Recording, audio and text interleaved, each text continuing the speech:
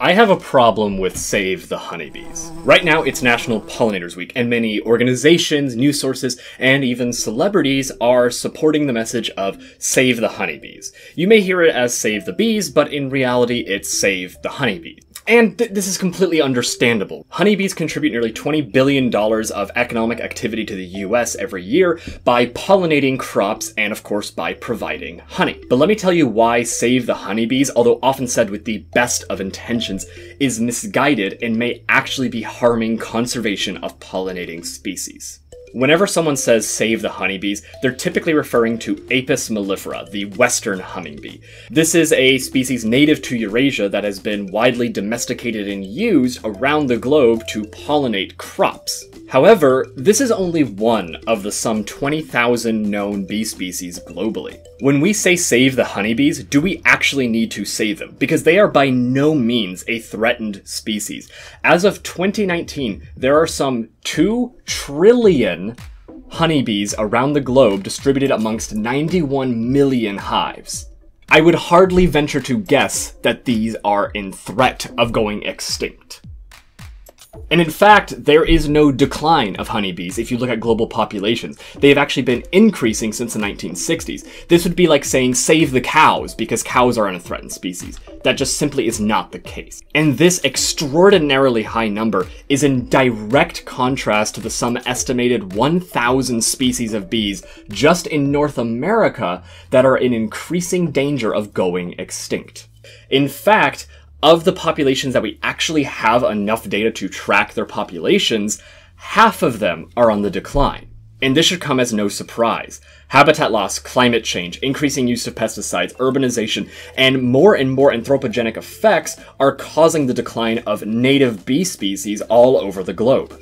To add insult to injury, there is more and more evidence that these non-native honeybees are actually outcompeting the native bees. This is because non-native honeybees are stripping away resources that native bees need to survive. And while more direct research needs to be conducted to actually figure out the direct effects non-native bees have on native bees, it is not a stretch of the imagination to believe that the some 2.7 million colonies of non-native honeybees in the US alone are starting to outcompete native species. Lastly, I really want to focus on the actual subject of save the bees as a conservation principle. Saving the bees is of course important when we're talking about native species, but there is such an overfocus on bees as pollinators.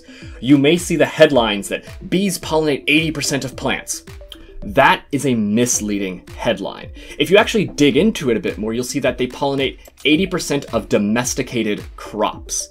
These are not the plants found in native habitats. These are not plants that are important for species other than humans. These are not plants that we are worried about conserving. These are plants that we are worried about eating. And of course, while food sustainability and equity is important, that is a totally different idea than conservation. And so what insects are actually pollinating the world's plants? Beetles. Beetles pollinate 88% of the some 240,000 flowering plant species around the world. Yet, all of the focus goes on bees. And in essence, we may be creating habitat that is good for bees. We may be planting wildflowers that are good for bees, while totally ignoring the fact that the vast majority of the world's ecosystems that depend on flowering plants depend on beetles, not bees. Now, of course, there are proper arguments to be made that by saving the bees, you are getting a gateway insect into conserving other species.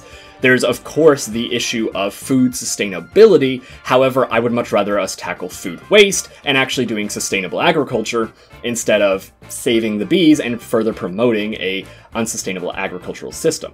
I also have major reservations with the fact that we're really focusing on saving a species that is meant to pollinate domesticated crops. Crops that were planted by clearing away native habitat, pumping them full of pesticides, and contributing further to habitat degradation around the world. So yes, there is an argument to be made that by saving the bees we're conserving other areas. However, I really tend to think that what we're doing is we are conserving crops. We are conserving plants that are not ecologically important. We are not saving habitats, we are saving farmland. And yes, that is absolutely important. but I would venture to guess that many of you think that you are conserving natural habitats, not crops. And of course, this is a discussion. I want to know what you think. These, at the end of the day, are my opinions, that I think we should conserve beetles over bees. However, these are opinions based on facts. Facts that are not propped up by corporations. Facts that are not propped up by gesturing. Facts that are not propped up by social media awareness campaigns that don't actually do any digging other than looking into surface level details about the issue at hand.